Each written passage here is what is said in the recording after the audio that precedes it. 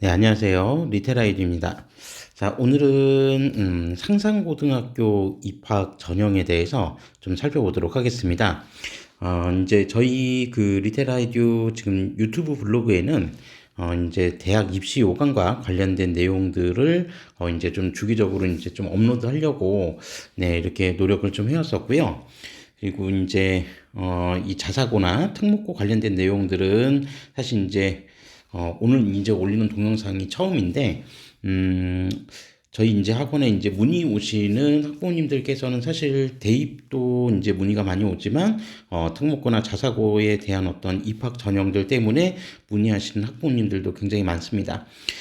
이제 아무래도 그 특목고나 자사고 입학 요강과 관련된 부분들, 그러니까 저희 리테라이드 블로그 보시면 아시겠지만, 블로그나 이 유튜브 채널 보시면 아시겠지만, 대학 전형 위주로 이제 좀 영상을 많이 올렸던 거는 아무래도 이제 대학 입학 요강 같은 경우에는 전년도에, 그러니까 지금 뭐 예를 들어서 2025학년도를 이제 준비한다라고 한다면 뭐 이전 연도에 이미 입학 요강이 일부 이제 좀 발표가 됐었기 때문에 좀 빠르게 업로드를 할 수 있는데, 특목고나 자사고 같은 경우에는 이제 입학 요강이 나오는 게 당해년도 한 9월 달 이후에 이제 나오기 때문에 사실 이제 그 영상들을 많이 올리지는 못했었습니다.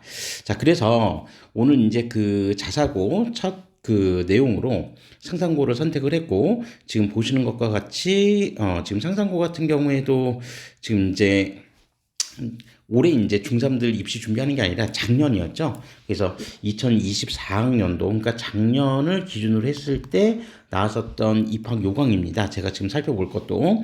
그러니까 이제 2025학년도 같은 경우에는 당연히 입학 전형 요강이 좀 바뀌긴 하겠지만, 기본적으로 이제 특목고나 자사고에 대해서 처음 이제 접해 보시는 분들이나 이제 그 전형을 준비하시는 이런 학부모님들이나 학생들을 위해서 기본적으로 이제 이전 연도의 입학 요강에는 어떤 내용들이 실려 있었는지 그런 부분들을 한번 좀 같이 살펴보기 위해서 이렇게 이제 전년도 입학 요강을 토대로 해서 이제 동영상을 좀 올려보려고 합니다. 저희 그 네이버 블로그 리테라이드 블로그에는 저희 이제 학원 블로그에는 이제 이 상상고 입학 전형에 관련된 내용들을 블로그 글에도 작년에 이제 게시를 해놨었고, 제가 이 유튜브 채널을 지금 이제 시작한 지는 얼마 되진 않았기 때문에 이제 그 글 이외에 동영상으로 이제 또 어떤 내용들을 이제 입학 전형 요강을 설명을 할 때 좀 알려드려야 될지 그런 부분들을 좀 생각을 해보면서 이제 상상고를 첫 번째 학교로 선택을 해서 여러분들에게 관련된 정보를 좀 알려드리려고 합니다. 그래서 관심 있는 수험생들은 지금부터 이제 작년도 상상고 입학 전형은 어떤 형태로 구성이 되어 있었고 이제 올해는 또 어떻게 될지 한번 조심스럽게 예측을 해보면서 지금부터 상상고 입학 전형에 대해서 살펴보도록 하겠습니다.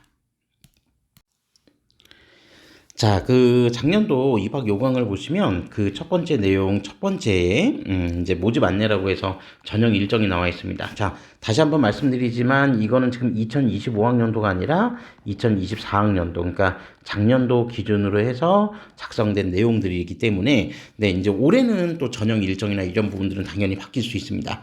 그리고 작년 같은 경우에는 상상고가 이제 자사고 중에서는 가장 빠르게 원서 접수를 받았고, 네, 모든 전형 일정들이 좀 빠르게 진행이 됐었기 때문에 이제 올해는 이제 여기에 해당되는 전형 일정이 좀 다르겠지만 대략 어느 시점에 이 전형 일정들이 좀 진행이 되는지 한번 좀 비슷하게 살펴보시면 올해하고 일정에서 크게 이렇게 다르진 않을 것 같습니다. 그래서 뭐 작년 같은 경우에 지원서 원서 접수 같은 경우에 2023년 12월 1일부터 12월 6일까지, 그러니까 12월 초에 좀 빠르게 원서 접수를 시작을 했었습니다.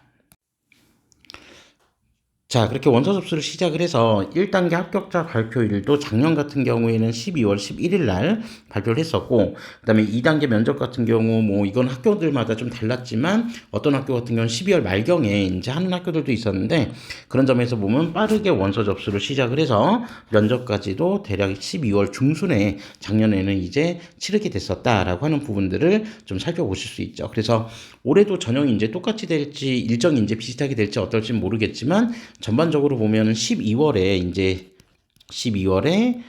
전형의 대부분이 진행이 된다. 이제 아무래도 후기 고등학교이다 보니 네, 그런 형태로 이제 진행이 된다는 거를 좀 참고해 보시면 될 것 같습니다. 자, 그리고 이제 그 모집 기호를 보면 이제 후기 고등학교다라고 해서 이제 뭐 보통 전기 모집을 하는 이제 뭐 영재학교나 이런 학교들과 좀 다르게 여기 이제 후기 고등학교고요. 자, 그다음에 모집 단위는 전국 단위 자사고이기 때문에 전국 어느 지역에서나 지원이 가능하다 이렇게 이제 되어 있습니다. 자, 그리고 이제 모집 방법은 뭐 학교장 전형이라고 해서 자, 전체 모집 정원이 몇 명인지 한번 좀 살펴보시면 12학급 기준으로 총 336명입니다. 그래서 남자는 8학급 224명, 그리고 여학생 같은 경우는 4개 학급 112명으로 구성이 되어 있다. 그래서 남학생, 여학생을 좀 분리 모집을 하는 그런 특징도 좀 가지고 있습니다. 자, 그래서 이제 그 전체적인 이제 작년 기준이고 올해는 모집 인원은 조금 바뀔 수도 있고 또 전년도하고 동일한 모집 인원 기준을 가져갈 수도 있습니다. 중요한 점은 이제 상상고에 대한 부분들 이제 끄집어낸 이유가 여러분들 이제 뭐 상상고 하시면은 가장 먼저 떠오르는 어떤 이미지라고 하는 게 뭐 의대 진학률이 대단히 이제 높은 학교다. 뭐 물론 이제 꼭 상상고에 다니는 모든 학생들이 다 의대를 가는 건 아니겠지만 전반적인 이제 의대 진학률이 좀 높은 학교다라는 어떤 이미지가 이제 좀 강하실 텐데 뭐 실제로 이제 매년 이제 공개되는 상상고의 의대 진학 실적을 보면 정말 뭐 제가 봐도 압도적인 실적인 거는 분명히 맞는 것 같습니다. 분명히 맞는 것 같고 게다가 이제 그 올해 그 수도권 지역에서 이제 뭐 그러니까 경기도하고 인천밖에 없고 지방 의대 쪽의 정원들이 이제 좀 증가를 해서 전체 이제 뭐 의대 정원 2,000명이 2,000명이 이제 뭐 증원이 되었다. 뭐 이런 이제 기사들도 좀 있기 때문에 추후에 이제 뭐 어떤 그런 부분들을 고려해서 상상고 입학을 좀 고려하는 수험생들이 좀 더 늘어나지 않을까. 예, 이제 뭐 그렇게 조심스럽게 생각은 해보고 있습니다. 자, 어쨌든, 자, 이 상상고 같은 경우에 지금 이제 그 정원이 총 336명인데, 이 정원을 이제 어떤 식으로 이제 선발을 하는지 그 내용들을 한번 보시면, 자, 학교 생활 우수자 영역, 그리고 지역 인재 영역, 글로벌 태권도 영역, 이제 사회통합 영역, 요렇게 해서 이제 뭐 대체적으로 인원을 모집을 합니다.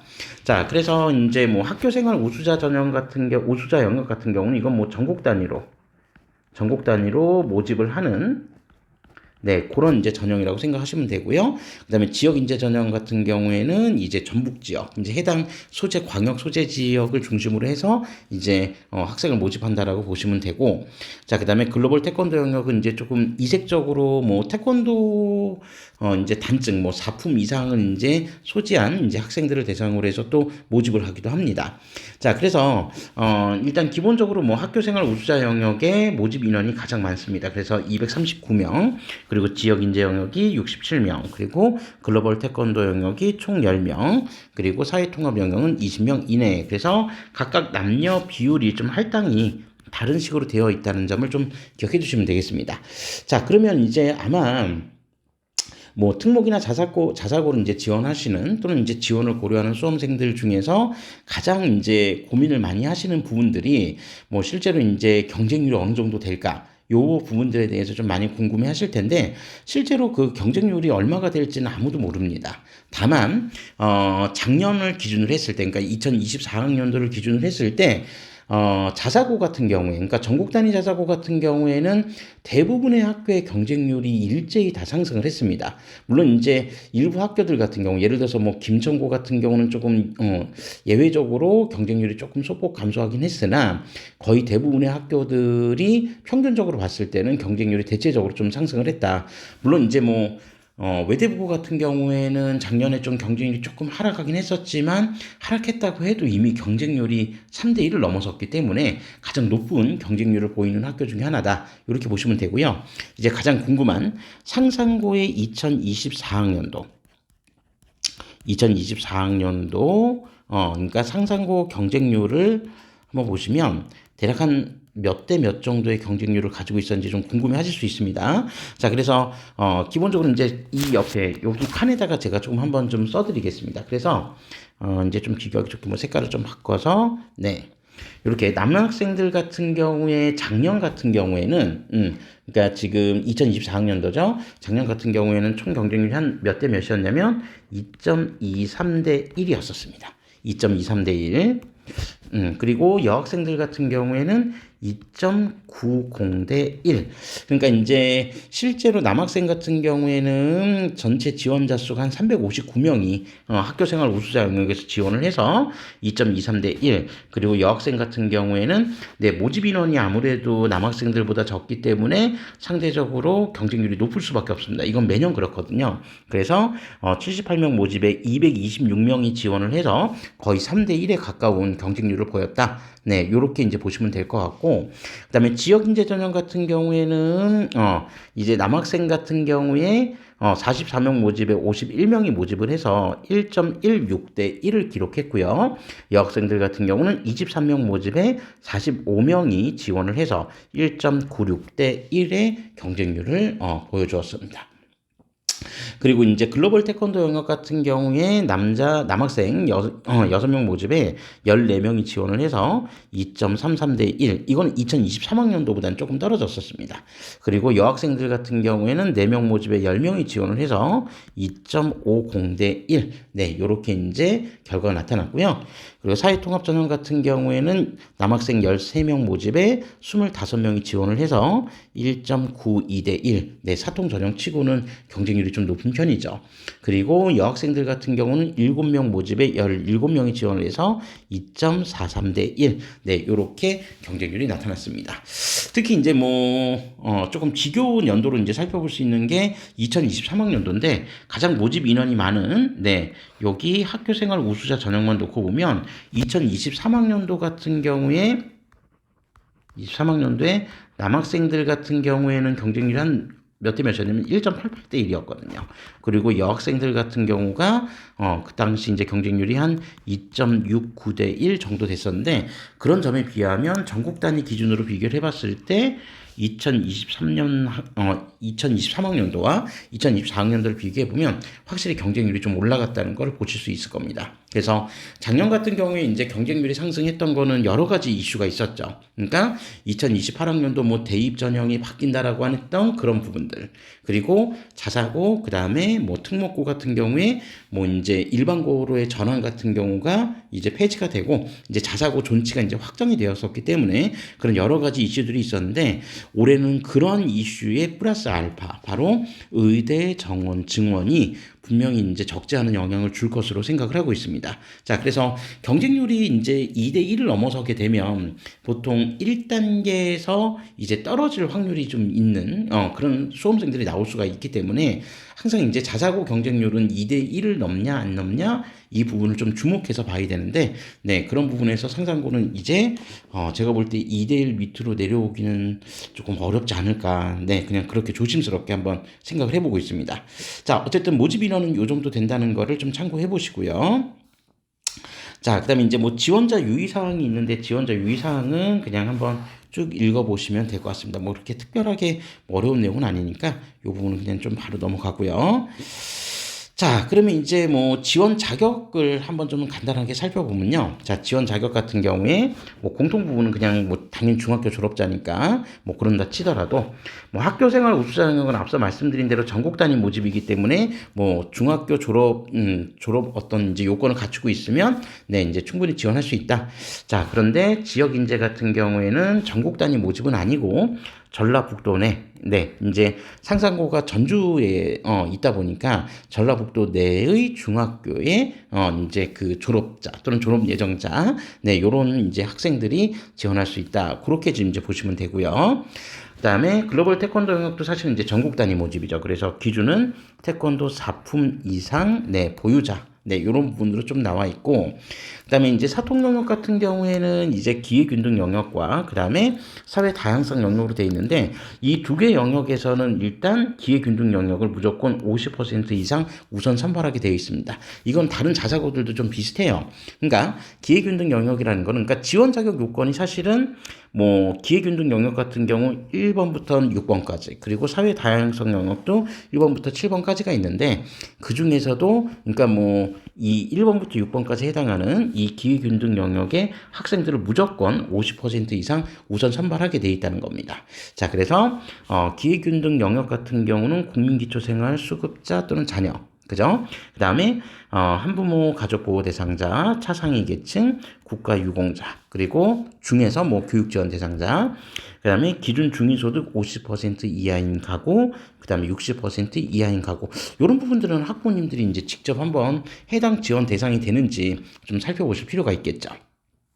자, 그 이외에 이제 사회 다양성 영역이라고 해서 자, 국가보훈 대상자 또는 자녀, 다문화 가정, 그다음에 북한 이탈 주민, 그다음에 면 지역 소재 중학교 졸업 예정자라고 되어 있습니다. 그죠? 그러니까 면 지역 소재 중학교라고 한다는 건 이제 농어촌 지역들을 이제 얘기하는 거고, 그다음에 도서벽지 중학교 졸업 예정자, 그리고 순직 군격, 순직 소방관, 순직 교직원 자녀, 그리고 다자녀 가정, 세 자녀 이상이어야 된다는 거. 그러니까 아마 이제 사통 영역으로 지원을 고려하시는 수험생들 중에서 이제 제가 작년에도 이제 뭐 문의를 많이 받았던 그런 이제 유형들 중에서는 이제 다자녀, 가정, 이제 다자녀에 이제 해당하는 이제 그 가정인데 지원이 가능하냐라고 하는 부분들에 대해서 이제 좀 문의를 많이 받았었습니다. 근데 네, 여기도 이제 그 소득 기준이나 이런 부분들이 좀 있기 때문에 뭐 다자녀라고 해서 무조건 다 되는 건 아니니까 그런 부분들도 한번 이제 조금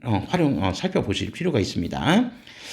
자, 어쨌든 이제 뭐 지원 자격에 대한 부분들은 이제 각자 이제 해당되는 지원 자격 요건을 갖추고 있는지만 이제 좀 살펴보시면 되고, 그렇지 않으면 이제 거의 대부분 다 전국 단위 지원이기 때문에 네, 그런 부분들 이제 가장 모집 인원이 많은 전국 단위 지원에 대해서는 크게 뭐 고민할 그런 지원 자격 요건은 따로 존재하지는 않는다. 이렇게 보시면 되고요. 자, 그리고 이제 가장 궁금해 하시는 부분들이 이제부터 좀 시작이 될 텐데, 자, 그럼 과연 상상고는 학생들을 어떻게 선발을 하냐라고 하는 부분들에 대해서 좀 살펴보도록 하겠습니다. 자, 기본적으로 단계별 전형이라는 걸 합니다. 그러니까 단계별 전형이라는 걸 한다는 거는 서류 제출을 하고 난 이후에 면접을 통해서 최종 합격자를 선발한다는 거거든요. 그래서 1단계, 2단계로 나누어서 네, 단계별로 이제 학생들 전형을 통해서 학생을 모집을 하게 됩니다. 자, 그래서 1단계 같은 경우에는 모든 전형이 교과 성적과 출결에 대해서 출결을 이제 토대로 이제 1단계에서 이제 학생들을 모집을 합니다. 자, 중요한 거는 자, 모집 정원의 2배수 내외를 선발을 한다라고 되어 있죠. 그러니까 기본적으로 이제 그 상상고 같은 경우에는 경쟁률이 뭐 예를 들어서 그러니까 2배수가 살짝 초과가 된다. 그러니까 예를 들어서 한 100명을 모집을 하는데 100명 모집을 하는데 예를 들어서 한 200 뭐 한 3명 정도가 지원을 했다. 그러면 사실 이제 경쟁률이 2대 1을 넘어가긴 하지만 제가 아는 선에서 이 3명을 다 떨어뜨리고 그러진 않습니다. 그래서 과도하게 초과하지 않는 경우에는 네, 그냥 어느 정도 그 2대 1을 살짝 넘어가면 기본적으로 그 1단계 그 통과가 되어서 2단계 모든 학생들이 면접 대상자가 되는데, 그러니까 작년 같은 경우에는 이제 기본적으로 지원 인원이 너무 많아서, 그러니까 뭐 여학생들 같은 경우는 월등히 더 많았고, 그 다음에 전국 단위 기준을 했을 때 남학생들도 지금 이제 모집 인원이 좀 많았었기 때문에 이런 부분에서는 1단계에서도 이제 뭐 떨어졌다라고 하는 그런 얘기들이 좀 있었습니다. 자, 그래서 어쨌든 경쟁률이 2대 1을 과도하게 넘어갈 것 같은 경우에는 이제 학교 자체 이제 심사 기준에 의해서 그 심사 기준이라고 하는 게 성적과 출결을 고려하겠죠. 물론 성적과 출결이 모두 다 만점이다 라고 한다면 그 학생들은 다 면접 대상자가 되겠지만, 최소한 상상고 지원하는 학생들 중에서는 네, 전 과목 다 만점이 아닌 경우들도 분명히 있었기 때문에 그런 경우에는 1단계에서 이제 탈락할 수도 있다. 네, 그렇게 좀 생각하시면 되겠습니다. 자, 어쨌든 그 1단계에서 일단 2배수 내외를 이제 그 면접 대상 인원으로 선정을 한 다음에 2단계 이제 면접을 치르게 되죠. 그래서 면접에서 이제 창의 융합 면접과 인성 독서 면접 두 파트로 이제 나누어서 면접을 치르게 됩니다. 다른 어떤 학교들보다도 면접이 대단히 중요한 학교가 바로 상상고다. 이렇게 좀 보시면 될 것 같습니다. 자, 그래서 자사고들 같은 경우 전국 단위 자사고가 총 상상고 포함해서 10개 학교가 있는데 10개 학교마다 자소서 양식도 조금씩은 다르고요. 그리고 면접 방식도 좀 다른데 그런 부분에 있어서 상상고는 또 나름대로의 대단히 이 면접이 상당히 이제 고난이도 면접이다. 이렇게 좀 이해하시면 되겠습니다. 그 관련된 부분은 제가 좀 이따 좀 설명을 드릴 거고요. 자, 그래서 일단 뭐 전형 요소 및 배점을 한번 보면 1단계에서 교과 성적 300, 그리고 출결은 이제 미인정 결석 일수에 따라서 감점을 적용을 하게 되는데, 어쨌든 출결에서 실제로 이제 마이너스 점수가 발생을 하면 안 되기 때문에 반드시 출결 관리 꼭 신경 써 주셔야 됩니다. 자, 그리고 2단계에서는 이제 창의 융합 면접 60, 그리고 인성 독서 면접 40, 요거 합산해서 이제 총 합산 점수는 400점 만점이 기준점이 되겠죠.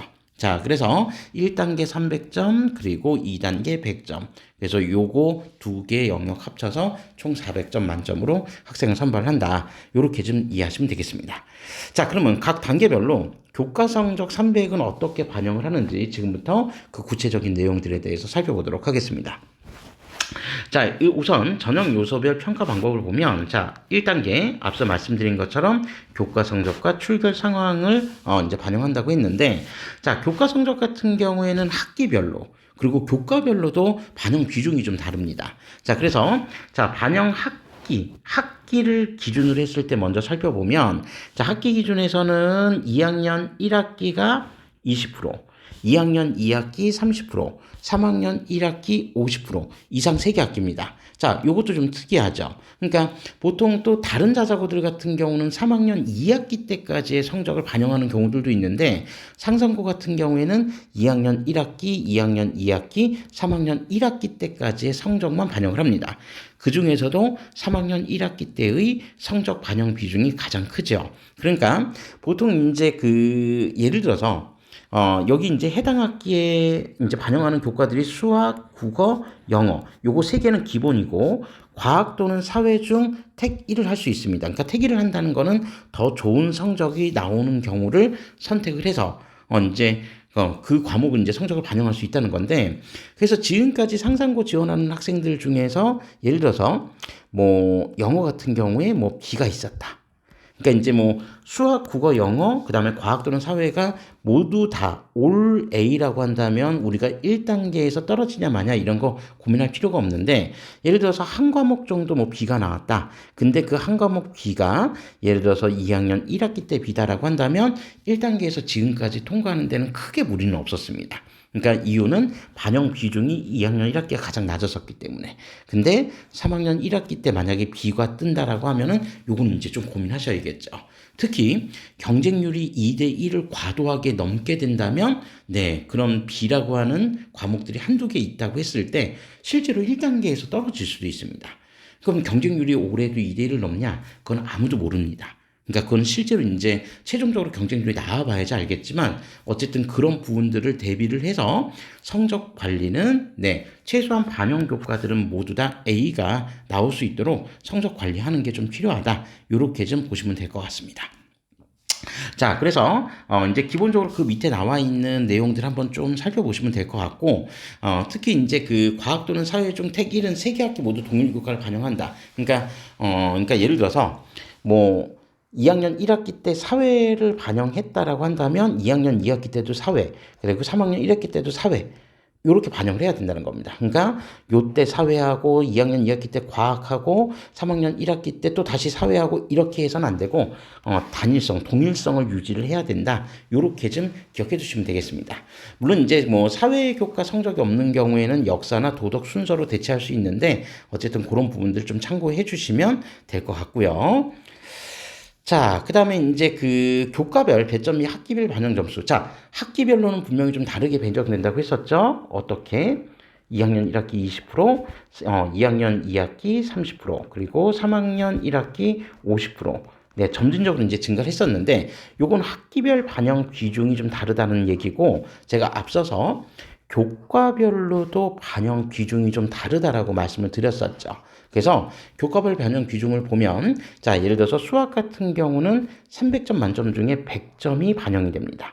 그리고 국어 70, 영어 70, 그리고 과학 또는 사회가 60%, 그러니까 이 중에서 가장 높은 반영 비중을 가지고 있는 거는 수학 반영 비중이 가장 높다. 그러니까 수학 반영 비중이 네, 이제 전체에서 300점 만점 중에 100점이니까 33% 정도가 이제 반영이 된다는 거고, 그 다음에 국어랑 영어가 각각 한 21%, 그 다음에 과학 또는 사회가 약 한 18% 정도 반영이 된다. 네, 그래서 이 중에서도 수학 반영 비중이 가장 높기 때문에 혹여라도 B가 있다라고 했을 때 수학 같은 경우에 B가 있다면 조금 위험할 수도 있다는 얘기겠죠. 그죠? 네. 그런 부분들을 좀 고려하셔서 이제 학기별로 최종 반영되는 점수가 어떻게 되는지 살펴보시면 될 것 같습니다. 네. 그렇게 이제 좀 정리가 되고요. 자, 이제 교과 성적 산출 방법이 아래 상세하게 나와 있는데, 그 상상고 홈페이지 가시면은 그 이제 엑셀 그 계산기가 있어서 그런 계산기 이제 다운받아서 직접 점수 입력해 보시면 대략 어느 정도 점수가 나오는지 뭐 확인해 보실 수도 있습니다. 네, 그래서 그런 부분들 좀 참고해 주시면 되고요. 물론 이제 이 성적 반영 방식이 작년도 기준이기 때문에 올해 똑같이 나오냐? 그거는 뭐 잘은 모릅니다. 근데 제가 볼 때 이 성적 반영 방식이 크게 바뀐 적은 없었기 때문에 올해도 아마 좀 비슷하게 가지 않을까. 네, 그렇게 생각은 하고 있습니다. 네, 그리고 다음으로 출결과 관련된 부분입니다. 1단계 성적에서 역시 출결이 반영이 되는데, 자, 출결 같은 경우에는, 기본적으로 교과 성적 총점에서 감점하는 방식으로 적용을 합니다. 그러니까 교과 성적 총점은 300점이었죠. 그 300점에서 이제 감점을 적용하는 건데, 자, 우선, 이제 중요한 건 이제 뭐 다 읽을 순 없으니까 이제 핵심되는 내용만 보면, 미인정 지각이나 조퇴 미인정 결과는 그 횟수를 합산해서, 그러니까 지각, 그러니까 미인정입니다. 이거 무단, 지각, 무단 조퇴, 무단 결과, 요런 거는 그 횟수를 합산해서 3회를 미인정 결석 1일로 계산을 합니다.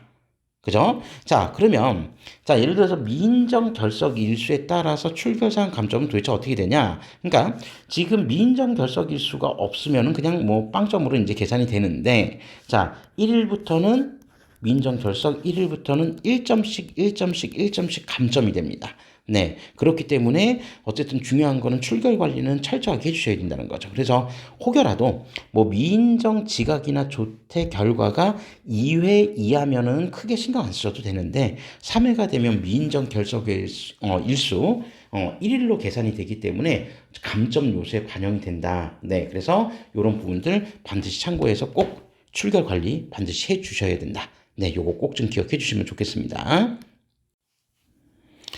자, 그리고 다음으로 1단계 이제 동점자 별별 방법입니다. 그러니까 정말 경쟁률이 너무 높아서 동점자가 다수 발생했을 때 과연 어떻게 이제 그 동점자를 추려서 이제 2단계 면접 대상자를 올리느냐 요 부분인데, 자, 우선 이제 작년 기준 같은 경우에 1단계 동점자를 포함한 2단계 면접 대상자가 자, 모집 인원의 2배수를 지나치게 초과하지 않으면, 네. 그러니까 지나치게 초과하지 않는다는 게 뭐 제가 볼 때 모르겠습니다. 그러니까 아주 소폭, 그러니까 살짝 넘으면은 웬만하면은 그냥 대부분 다 2단계 면접 대상자로 하는데 1단계 동점자가 다수 발생해서 면접 대상자가 2배수를 지나치게 초과하면 다음을 고려해서 2단계 면접 대상자를 결정합니다. 그러면 그 다음 상황이라는 게 뭐냐? 1순위 체육 성적도 보겠다는 겁니다. 체육 성적, 그리고 2순위 3학년 1학기 음악과 미술 성적도 합산을 하겠다는 겁니다. 예체능 점수를 보겠다는 거죠. 그리고 3순위 과학 또는 사회 중 선택하자는 그 교과목. 그러니까 앞서서 이제 말씀드렸지만 기본적으로 과학이나 사회 둘 중에 하나 잘 나온 과목들을 이제 반영하게 돼 있는데 그때 이제 예를 들어서 내가 앞서서 과학을 먼저 반영을 했었다. 그러면 이제 사회를 반영하지 않았었다는 건데 만약에 동점자가 많았을 때는 3순위에 반영하지 않았던 사회 교과목 성적을 반영하겠다. 그리고 4순위 학교생활 기록부 전반적인 내용을 정성평가해서 이제 살펴보겠다. 뭐 이런 부분입니다. 그러니까 이제 조금 이해하기 쉽게 이제 뭐 설명을 드리면 결론적으로 국수, 영, 사과 네, 요 성적이 들어가는데 동점자가 너무 많으면 예체능 성적까지도 볼 수 있다. 네, 요런 정도로 해석을 해주시면 될 것 같습니다. 근데 뭐 지금까지는 예체능 성적까지 이렇게 살펴보는 일은 거의 없었다고 하니까 네, 크게 걱정하실 일은 아니지만 네, 뭐 예를 들어서 진짜 뭐 예측할 수 없게 경쟁률이 진짜 외대부고하고 거의 맞먹을 정도로 뭐 한 3대 1을 넘어간다. 이러면은 정말 예체능 성적 것들까지도 반영할 수도 있다. 네, 요렇게 좀 생각해 주시면 될 것 같습니다.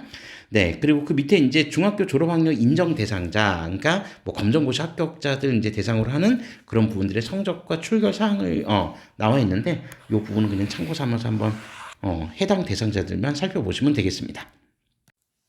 자, 그리고 이제 중요한 거. 자, 1단계를 통과했다면 이제 가장 중요한 2단계 면접으로 들어가야 되는데, 자, 면접은 앞서 말씀드린 대로 창의 융합 면접과 그 다음에 인성과 독서 면접 두 파트로 나눠져 있습니다.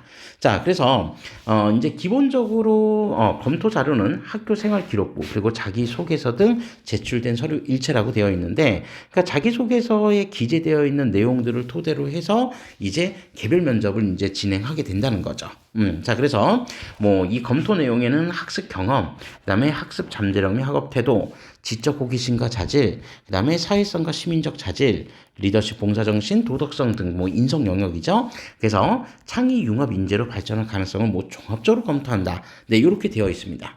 자, 그러면 일단 이제 뭐 구체적인 좀 더 상세한 내용으로 들어가서, 그럼 도대체 창의 융합 면접이 뭐고 인성 독서 면접이 뭔지 그 내용을 한번 좀 살펴보시면, 자, 창의 융합 면접은 자, 공통 문항과 개별 문항, 그리고 인성 독서 면접도 공통 문항과 개별 문항으로 각각 구성이 되어 있습니다. 그러니까 공통 문항이라고 하는 거는 흔히 얘기하면 우리가 이제 보는 학교에서 이미 문항을 만들어서 면접을 치르게 되는 제시문 면접 방식이라고 생각을 하면 돼요. 그리고 개별 문항이라고 하는 거는 제출된 서류, 즉 생기부와 자소서에 기재되어 있는 내용들을 토대로 해서 면접을 이제 치르게 됩니다. 자, 그러면 그 부분이 창의 융합 면접에만 그런 게 아니라 인성 독서 면접도 동일하게 진행이 된다라고 하는 겁니다. 자, 그러면 창의 융합 면접 같은 경우는 어떠한 면접 문항이 나오게 되냐? 매년 해마다 조금 다르긴 한데 기본적으로 수학과 과학 관련된 창의 융합 문항이 출제가 된다, 이렇게 보시면 될 것 같습니다. 그래서 작년 같은 경우에는 수학 문항만 이제 나왔었는데, 어쨌든 이게 뭐 수학과 과학을 이제 동시에 측정할 수 있는 문항이 이제 출제된다라고 입학처 홈페이지에도 나와 있었기 때문에 수학과 과학 영역에서의 어떤 대비가 필요하다. 그리고 그 수학과 과학 문제가 보통 이제 그 진짜 원론적인 수학 문제라고 하기보다는 우리 실생활 속에서 이제 내재되어 있는 다양한 수학적 원리가 있잖아요. 이런 수학적 원리들을 이제 조금 더 문항화 시켜서 이제 학생들이 그 문항들을 풀 수 있는지 없는지 그런 부분들 이제 측정하는 그런 문제로 이제 면접 문항이 만들어지게 됩니다. 자, 그리고 인성 독서 면접 같은 경우에도 공통 문항 같은 경우에는 다양한 상황을 제시할 수 있는 제시문 면접으로 이제 그 시험 문제가 마련이 되어서 이제 학생들이 답변할 수 있는 그런 내용도 이제 좀 유추하게 되는데, 특히나 이제 뭐 창의 융합 면접과 다르게 인성 독서 면접에서의 공통 문항, 즉 제시문 면접 같은 경우는 대단히 이제 그 꼬리 질문까지 이루어지는 압박 질문의 형태로 이루어지는 좀 특성을 가지고 있기 때문에 다양하게 이제 조금 준비를 해야 된다. 네, 요렇게 좀 생각하시면 되겠습니다. 자, 그래서 면접 시간은 면접 준비 시간, 그러니까 그 면접 제시문들, 그 공통 문항 같은 경우에 그 제시문들을 구상할 수 있는, 답변을 구상할 수 있는 면접 준비 시간을 부여를 하게 되죠.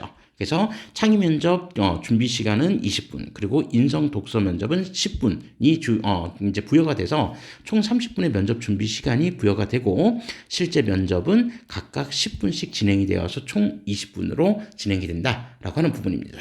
자, 그래서 뭐 이제 실제로 그 학생들에 따라서 좀 다르지만 창의 융합 면접이 상대적으로 좀 어렵다라고 느끼는 수험생들도 있을 수 있고요. 그리고 인성 독서 면접에서 이런 압박 질문, 즉 꼬리 질문이 대단히 어렵다고 느끼는 수험생들도 있습니다. 그래서 어쨌든 이 두 가지 면접 유형들 패턴을 잘 준비해서 최대한 이제 상상고에 맞게 잘 준비해 주는 것이 좀 필요하다. 네, 이런 부분들을 좀 생각해 주시면 될 것 같고요. 자, 그리고 최종 합격자 선발이라고 해서 이제 1단계와 2단계 접수를 합산을 해서 이제 뭐 최종 합격자를 선발한다고 하는데, 뭐 1단계 성적보다는 2단계 면접과 그다음에 1단계에서 제출한 자소서에서 이제 많은 어떤 이제 그 합격의 이제 당락이 결정이 되는 경우들이 정말 많았었기 때문에 자소서 면접 준비가 대단히 중요한 학교다, 요렇게 생각해 주시면 되겠습니다. 자, 그러면 이제 면접 같은 경우는 이제 뭐 해마다 이제 바뀌는 면접 문항이 있기 때문에 요건 이제 다양한 기출 문제 같은 것들을 좀 정리해 보면서 이제 조금 예상 문제들도 좀 이제 어떤 대응 능력을 좀 키워야 되는데, 자기소개서는 그래도 이제 일정한 좀 틀이 있었기 때문에 그 자기소개서는 또 어떠한 내용들을 또 작성을 해야 되는지 그런 부분들에 대해서 좀 한번 간단하게 좀 살펴보도록 하겠습니다. 자, 역시 이 자기소개서는 2024학년도 거니까 2025학년도는 바뀔 수도 있고요. 네, 어쨌든 이 틀을 유지할 수도 있습니다. 자, 그러면 자기소개서를 한번 좀 보면요. 자, 우선 어떤 내용을 이제 기재를 해야 되냐라고 하는 부분입니다. 그래서 자, 이제 그 내용들을 한번 좀 살펴보면, 자, 첫 번째, 본인 스스로 계획을 세우고 실천해서 성취감을 느낀 학습 경험과 그리고 학업에 기울인 노력에 관해서 배우고 느낀 점을 중심으로 기재하라고 되어 있습니다. 자, 그러니까 이 배우고 느낀 점이라고 하는 부분들이 중심이 돼야 되는데, 그런데 뭘 배우고 뭘 느낀 점이냐라고 하는 부분을 보면, 자, 본인이 스스로 계획을 세우고 성취감을 느낀 학습 경험. 그 학습 경험이라고 하는 게 다양한 과목에서 나타날 수도 있겠죠. 그게 국어일 수도 있고, 아니면 영어일 수도 있고, 수학일 수도 있고, 과학일 수도 있고, 어쨌든 뭐 여러 가지 형태로 지금 나올 수도 있습니다. 자, 그리고 그 어떤 학습 경험을 위해서 또 학업에 기울인 노력. 이런 부분들에 대해서 배우고 느낀 점입니다. 그래서 이걸 이제 우리가 흔히 얘기하는 자기 주도 학습 과정이라고 합니다. 자기 주도 학습 과정. 자, 그래서 그 어떤 사건이나 어떤 그 과정들을 그냥 나열식으로 쓰기보다는 여기서 또 얘기가 나온 것처럼, 그러니까 그런 과정들을 통해서 본인이 배우고 느끼고 또는 이제 뭐 그 경험들, 그러니까 그 감정에 대한 부분들을 중심적으로 써줘야 된다는 겁니다. 그래서 단순하게 나는 예를 들어서 뭐 이 수학 같은 거를 공부하는데 뭐 문제집 갖다 놓고 뭐 얼마만큼 풀었고 하루에 10시간을 갖다 놓고 풀었고 뭐 요런 식의 그냥 단순 나열식보다는, 그렇게 해서 하루에 10시간을 공부했던, 5시간을 공부했던, 1시간을 공부했던, 본인이 왜 그러한 학습 시간을 설정을 했고, 그리고 그 학습 시간을 성취해서 어느 정도의 성취 결과를 얻었었는지, 그리고 그 성취 결과를 통해서 본인이 배우고 느낀 게 무엇인지, 그런 부분들을 중심으로 해서 쓰라는 겁니다. 배우고 느낀 점을 중심으로 해서요. 그죠? 이게 자기소개서를 쓸 때 가장 중요한 부분이라고 생각하시면 되겠습니다. 자, 그래서 단순 나열식보다는 무엇을 배우고 느꼈는지 이것을 중심으로 해서 천자내외로 이제 기재를 해야 된다라고 하는 부분으로 이제 되어 있고요. 자, 그 다음에 본인의 인성. 자, 이제 본인의 인성을 파악할 수 있는 배려, 나눔, 협력, 타인 존중, 규칙 준수 등 이런 것들을 나타낼 수 있는 개인적 경험과 이를 통해 배우고 역시 느낀 점을 중심으로 해서 기술을 하라는 겁니다. 자, 그러니까 여기에 있는 내용들 같은 경우는 가급적이면 그래도 좀 입증을 할 수 있는 어디에 생기부에 기재되어 있는 내용들을 토대로 해서 자신이 이제 어떠한 강점을 가지고 있는지를 살펴보면 되겠죠. 물론 이제 자기주도 학습 과정 같은 경우에도 결론적으로 이제 좀 입증 가능한 생기부에 있는 내용들을 토대로 해서 작성하는 게 가장 좋은데, 어쨌든 그런 부분에서 본인의 인성과 그 다음에 자기주도 학습 과정을 살펴볼 수 있는 그런 내용들을 좀 기술을 해줘야 된다. 가장 중요한 거는 배우고 느낀 점을 중심으로 해서 기재해줘야 된다라고 하는 겁니다. 자기소개서 처음 쓰는 학생들 같은 경우는 보통 그냥 나열식으로 쓰다 보니, 그러니까 어떤 그 과정만 너무 드러내려고 하다 보니 배우고 느낀 점을 잘 서술하지 못하는 경우들이 좀 많거든요. 그러니까 글의 취지에 맞게 배우고 느낀 점을 중심으로 해서 서술해야 된다라고 하는 점을 꼭 좀 기억해 주시면 되겠습니다.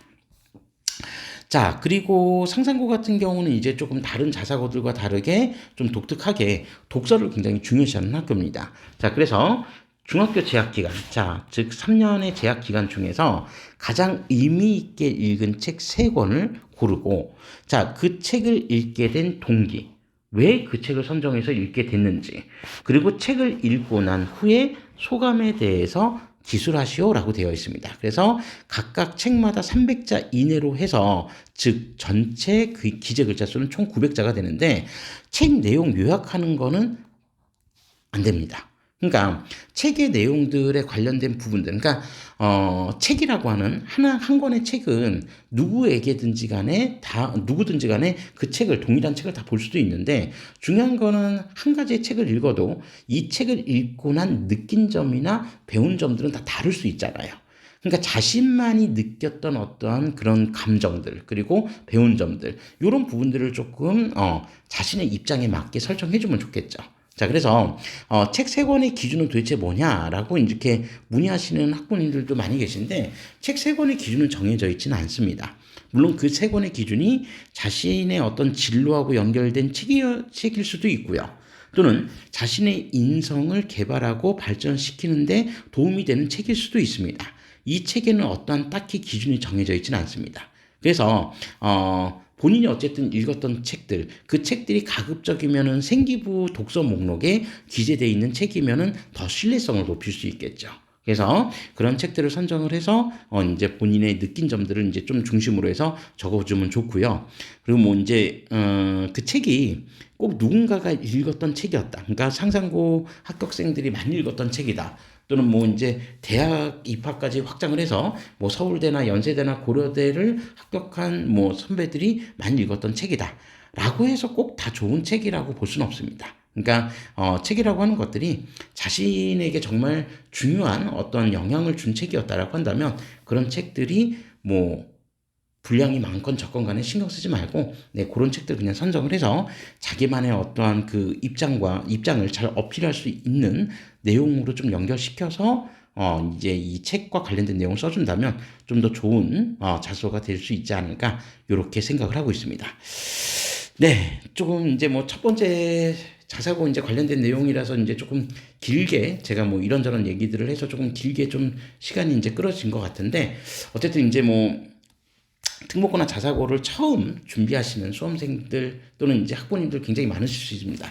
제가 이제 우리 수원 지역에서도 한번 이제 보면은 사실 그렇잖아요. 그러니까 자신의 성적이 특목고나 자사고를 갈 수 있는 성적인지 아닌지 사실 그 누구도 예단을 할 수는 없습니다. 그러니까 2학년 때까지 성적이 잘 나왔는데 3학년 1학기 때 또는 2학기 때 성적이 어떻게 될지는 그 누구도 예측할 수 없기 때문에, 그런 이유들 때문인지는 모르겠지만, 그래서 자사고나 특목고를 결정하는 수험생이나 학부모님들이 보통 이제 3학년 1학기 때 끝나고 이제 결정을 하는 경우들도 상당히 많거든요. 네.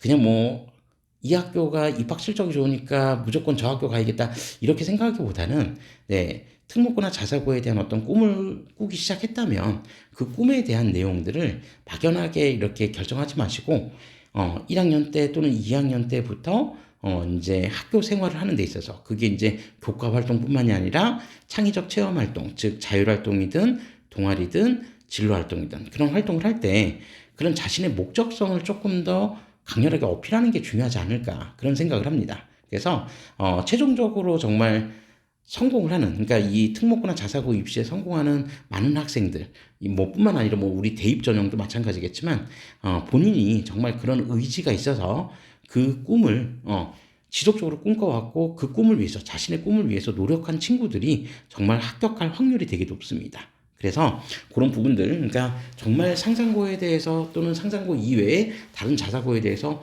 꿈을 꾸고 있다라고 한다면 그 꿈을 그냥 꿈에서 간직하지 마시고, 네, 학교 담임 선생님들이나 교과 선생님들에게 저 이런 꿈을 꾸고 있습니다라고 하는 부분들을 많이 어필하시면 생기부의 기록들도 조금 더 좋아지지 않을까, 네, 그렇게 생각을 하고 있습니다.